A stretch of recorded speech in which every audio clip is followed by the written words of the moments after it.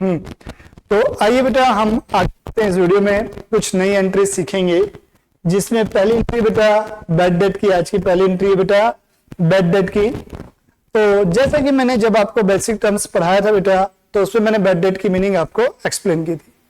तो मैंने बताया था बैड डेट का मतलब होता है बेटा क्या, पैसे का डूब जाना। डूब जाना मीन्स आपने किसी को पैसे देने से मना कर दिया, आपने किसी से उधारी लिए थे, बोल दिया मैं नहीं जानता आप कौन हो, मैं पैसा नहीं दूंगा, तो वो होता है बेटा बैड डेट। तो बैड डेट में क्या होगा बेटा, 2% होंगे। कितने परसेंट होंगे, 2%। पहला आइटम होगा बेटा कौन सा, बैड डेट हो गया, और दूसरा क्या होगा बेटा, डेटर होगा। क्या होगा, डेटर। ये कैसे हुआ समझना, जैसे एक्स है और ये दूसरा पर्सन वाई है, ठीक है। पहला पर्सन कौन है, एक्स है, और दूसरा पर्सन कौन है बेटा, वाई है। एक्स ने इसे पैसे उधारी दिए हुए 10,000 रुपए। कितने रुपए उधारी दिए बेटा, 10,000 रुपीज। तो एक्स किससे पैसे लेगा बेटा, वाई से पैसे लेने का अधिकार रखता है। तो वाई जो बेटा एक्स के लिए क्या बना, डेटर बना, ठीक है जी सर, ठीक है। तो अब वाई जो है मना कर दिया, मैं ये 10,000 रुपए तेरे नहीं दूंगा, जा बनता है कर ले, तो ये पैसा मेरा डूब गया। तो इसलिए पहला आइटम है बैड डेट। अब दूसरा आइटम क्या आएगा, जिस आदमी से पैसे लेने होते उसे बोला जाता है डेटर। तो दूसरा आइटम आया डेटर, पहला स्टेप कंप्लीट जी। अब बैड डेट मेरा क्या हुआ, लॉस, प्योर लॉस है। तो ये मेरा कौन सा अकाउंट हुआ, नॉमिनल अकाउंट हुआ। कौन सा अकाउंट हुआ बेटा, नॉमिनल अकाउंट हुआ। अकाउंट आइडेंटिफाई होने के बाद मैंने क्या बताया, उसका नेचर आइडेंटिफाई करने के बाद क्या होगा बेटा, रूल लगाना है। अपन को पता चल गया नेचर, उसके बाद हमको ये भी पता चल गया कि ये पर्सनल है, रियल है या नॉमिनल है। तो यहां से हमें पता चला नॉमिनल है। तो नॉमिनल अकाउंट का रूल होता है बेटा, debit all the expenses and losses. तो नॉमिनल अकाउंट का हम क्या करेंगे बेटा, डेबिट। तो बैड डेट हमारा क्या होगा बेटा, यहाँ डेबिट होगा। ये देखिए बैड डेट अकाउंट हमने क्या किया हुआ, ये देखिए आप, यहाँ पर बैड डेट अकाउंट, यहाँ पर डेबिट है। अब डेटर भी मेरी क्या बेटा, एसेट होती है। डेटर भी मेरी क्या है, एसेट है। एसेट अब मेरी क्या हो गई, रिड्यूस हो गई। एसेट रिड्यूस होती है तो मैंने बताया था बेटा उसे क्या कहते हैं, क्रेडिट। इसलिए टू डेटर, डेटर मतलब उस आदमी का नाम, मतलब यहां पर क्या लिखेंगे, bad debt account debit to. Clear जी सर, ठीक है। तो उसी कड़ी में हम आगे बढ़ते हैं बेटा। नेक्स्ट अब वो डूबा हुआ पैसा वापस मिल रहा है, बैड डेट रिकवरी, पैसे का वापस मिलना। तो आइए बैड डेट रिकवरी के बारे में समझते हैं, बैड डेट रिकवरी क्या है। अब मान लो एक्स ने जो वाई को उधारी दिया हुआ था, कितने रुपए, 10,000। अब क्या हो गया, रिकवर्ड हो गया। क्या हो गया, रिकवर, रिकवर हुआ, खुशी नोट आएंगे। तो पहला आइटम होगा बेटा उसमें कैश का। किसका होगा, कैश का आएगा मींस क्या, asset. Asset means real account. Real account का रूल क्या, डेबिट करो। क्या करो बेटा, डेबिट। तो एंट्री क्या हो गई, कैश अकाउंट डेबिट हो गई, पहला स्टेप। डूबे हुए पैसे का वापस मिलना, तो बैड डेट। इनकम हुई, कौन सा account, income, nominal account. Credit करो सर उसको आप, तो इसलिए मैंने उसे क्या, तो एंट्री क्या बनेगी, cash account debit to bad debt recovery account. क्या एंट्री बनेगी बेटा, cash account debit to bad debt recovery.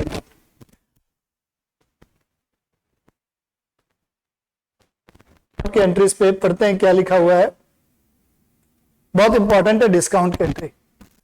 ये जैसे कि आपके सामने एक एग्जांपल दिया, परचेज किया गया है गुड्स 10,000 रुपए का, जिसका लिस्ट प्राइस कितना बेटा, 10,000 रुपए का। अब उस पर कंडीशन क्या है, 10%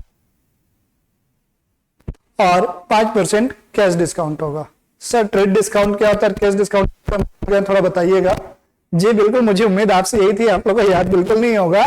तो मैंने बेटा बेसिक टर्मिनोलॉजी में बताया था, अगर आप गुड खरीदते जैसे बाय 2 गेट 1 फ्री या बाय 2 गेट फ्लैट 50%, तो इस टाइप का जो डिस्काउंट होता है बेटा, उसको हम क्या बोलते हैं, ट्रेड डिस्काउंट।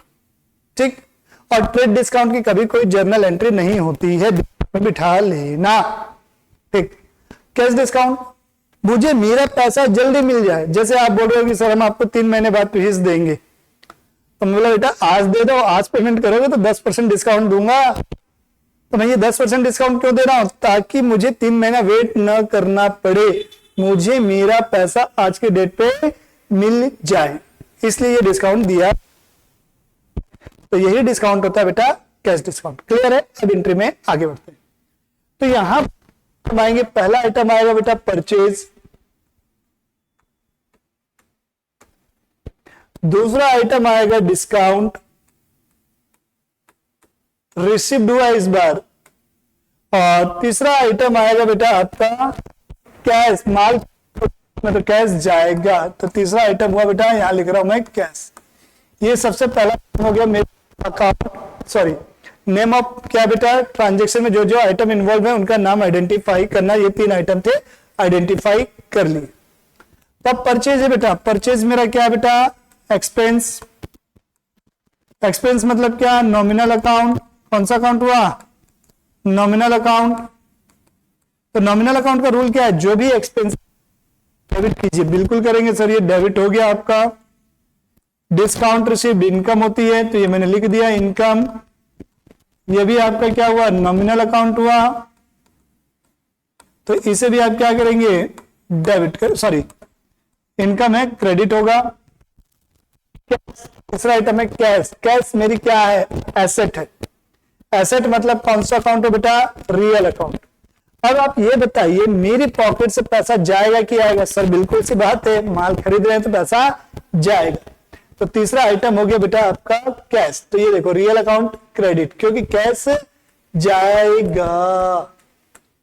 तो ये हमारी एंट्री क्या बनेगी बेटा, एंट्री समझना, अमाउंट को थोड़ी देर के लिए भूल जाओ कि ये अमाउंट क्या है, क्यों है। एंट्री समझना, एंट्री क्या बनी बेटा, परचेज अकाउंट डेबिट। क्या बना बेटा, account debit to cash account और टू डिस्काउंट अकाउंट। चाहो तो आप डिस्काउंट रिसीव भी लिख सकते हो, बट आप क्रेडिट में लिख रहे हो, इट मींस कि वो रिसीव हुआ है, तभी आप लिख रहे हो, अदरवाइज नहीं लिखते। तो मेन खेल है अमाउंट का कि हम अमाउंट का कैसे कैलकुलेशन होगा। तो सबसे पहले आप लिखेंगे लिस्ट प्राइस। लिस्ट प्राइस कितने का है, जो भी आपका इनवॉइस प्राइस है उसको लिस्ट प्राइस बोलता हूं मैं। तो इनवॉइस प्राइस कितने का है, 10,000 का। तो ये सीक्वेंस याद करना, सबसे पहले मैं जो डिस्काउंट लेस करता हूं वो होता है ट्रेड डिस्काउंट। तो यहां मैंने लेस किया बेटा ट्रेड डिस्काउंट 10%, तो ये मुझे मिला 1,000 रुपए, जिसकी कोई जर्नल एंट्री नहीं होगी। मतलब मुझे दुकानदार को कितने रुपए देने हैं बेटा, शॉपकीपर को 9,000 रुपीज देने हैं। कितने रुपए देने हैं, 9,000। ये देना है बट अभी तक दिया नहीं है, देना 9,000 है, बट मुझे फर्दर कितना परसेंट डिस्काउंट और मिल रहा है, 5% का, जिसको मैं कैश डिस्काउंट के नाम से लिखा हूं -CD। कैश डिस्काउंट कितना, 5%। तो 9,000 का मिलेगा। जो नेट पेएबल अमाउंट होती है बेटा डिस्काउंट उस पर मिलता है, कौन सा वाला, कैश डिस्काउंट। तो 9,000 का 5% कितना हुआ बेटा, 450।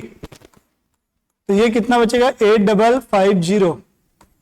तो ये 8,550 हमारी पॉकेट से जाएगा, ये 450 का डिस्काउंट मिलेगा, और इन दोनों का टोटल 9,000। मतलब है जब भी आप परचेज या सेल को लिखेंगे तो आप ट्रेड डिस्काउंट माइनस करने के बाद जो फिगर बचेगी उसी को लिखेंगे। ये डिस्काउंट की एंट्री है। इसी में एक और 4 एग्जांपल करवाऊंगा, अभी तो ये पहला हुआ है। आइएगा आगे बढ़ते हैं, नेक्स्ट एग्जाम्पल 2। बढ़िया है, देखिएगा क्वेश्चन है, इससे काफी कुछ चीजें आपको क्लियर होंगी। परचेज गुड्स फ्रॉम एक्स, कितने का, 10,000 मैंने माल खरीदा है। कितने का माल खरीदा, लिखा बेटा 10,000 रुपए का माल। 10% ट्रेड डिस्काउंट पे और 5% कैश डिस्काउंट पे। कितने पे, 5% कैश डिस्काउंट पे। अब बात आती है यहां पर 60% पेमेंट क्या की हो, किसमें की हो बेटा, आप कैश में की हो। कितने की हो, 60% पेमेंट आप कैश में की हो। इट मीन 40% पैसा आपकी तरफ से और दिया जाना बचा है। That is the point, this is the important point. ठीक है, ये वाला, बाकी कहीं कोई दिक्कत नहीं है। पहला आइटम आया सर परचेज, इसको डेबिट कर दो, आपने बताया था। डिस्काउंट रिसीव होगा सर, इसको भी आप क्या कर दो, क्रेडिट, आपने बताया था इनकम है। ठीक है, तीसरा आइटम आपने बताया था सर कैश जाएगा, इसको आप क्रेडिट कर दो, ये तो पता चल गया। अब बात आती है कि 40% माल तो उधारी है, तो जब आप उधारी माल खरीदेंगे तो उस 40% के लिए एक आइटम आएगा क्रेडिटर्स। तो क्रेडिटर्स कौन है, किससे माल खरीदा है आपने, एक्स से खरीदा है, इसलिए एक्स। तो ये 4 आइटम आ गए। तो एंट्री क्या बनेगी, purchase account debit to cash to discount to, ये एंट्री। ठीक है, कोई डाउट? No doubt sir. चलिए आप आगे बढ़िए, गति में विलंब ना करें। चलिए ठीक ठीक ठीक, आते। अब बात आती है कैलकुलेशन की। तो कैलकुलेशन इज वेरी इजी। सबसे पहले आप लिखेंगे यहां पर इनवॉइस प्राइस। क्या लिखेंगे, इनवॉइस प्राइस। क्या लिखेंगे, इनवॉइस प्राइस। कितना रुपए है, 10,000 रुपए। अब इसमें से आप क्या करेंगे, सबसे पहले कौन सा डिस्काउंट माइनस करेंगे, ट्रेड डिस्काउंट। माइनस क्या करोगे, ट्रेड डिस्काउंट।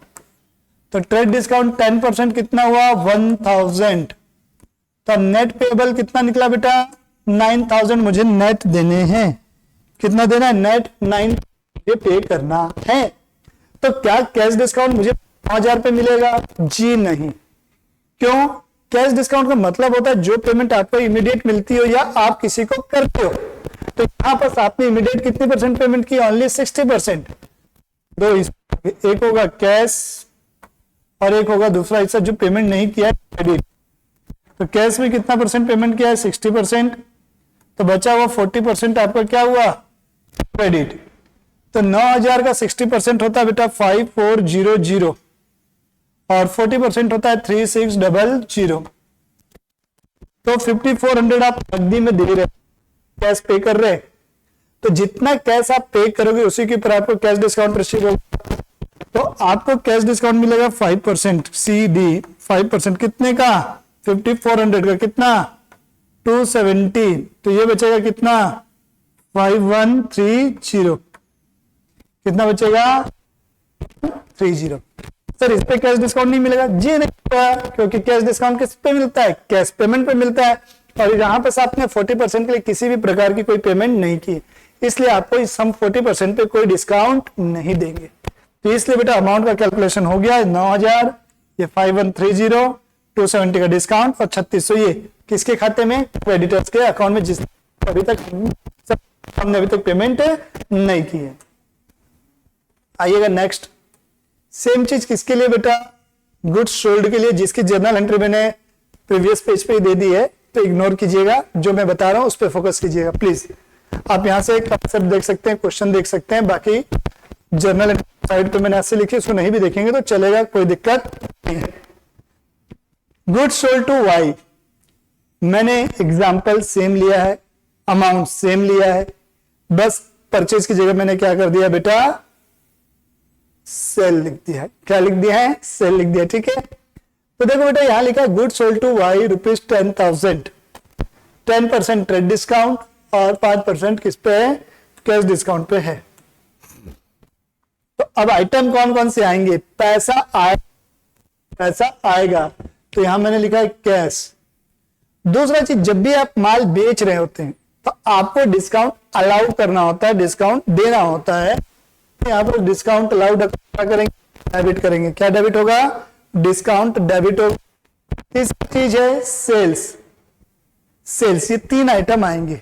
तो पहला स्टेप हमारा items involve in the transaction, हम क्या करना है, आइडेंटिफाई कर लेना। ठीक, अब बात आती है कि कौन डेबिट होगा कौन क्रेडिट होगा। तो सबसे पहली चीज, कैश आएगा। ठीक है, और कैश हमारे लिए क्या हुई बेटा, एसेट।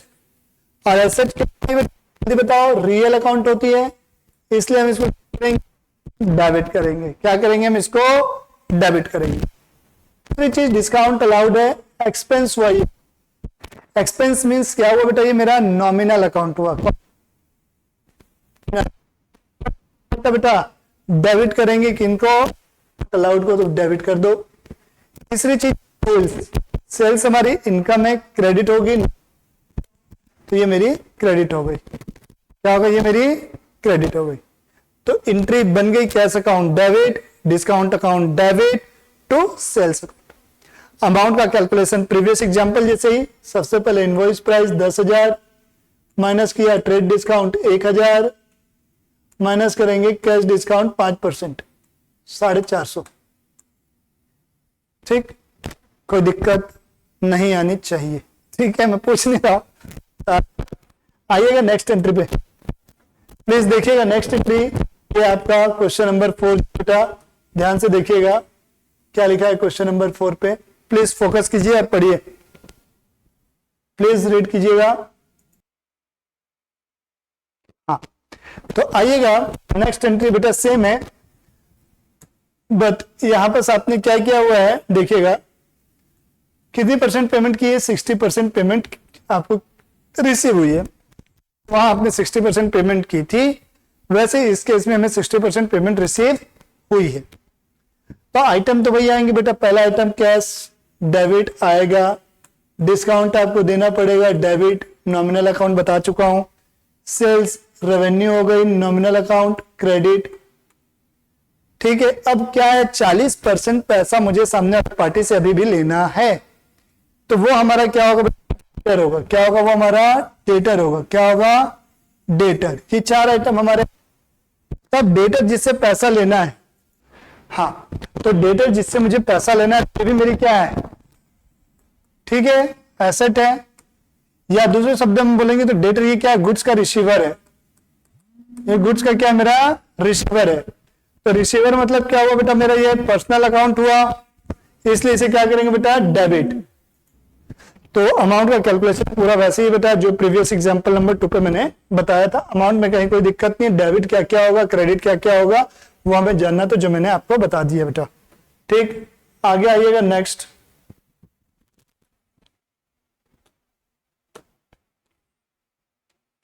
Interest on capital. हाँ, इंटरेस्ट ऑन कैपिटल में जितनी भी चीजें सोच रहा हूं बिजनेस के पॉइंट ऑफ व्यू से सोच रहा हूं, मैं अपने हिसाब से नहीं सोच रहा हूं। पुष्कर जैन अलग है और उसकी प्राइम प्रोफेशनल क्लासेस अलग है।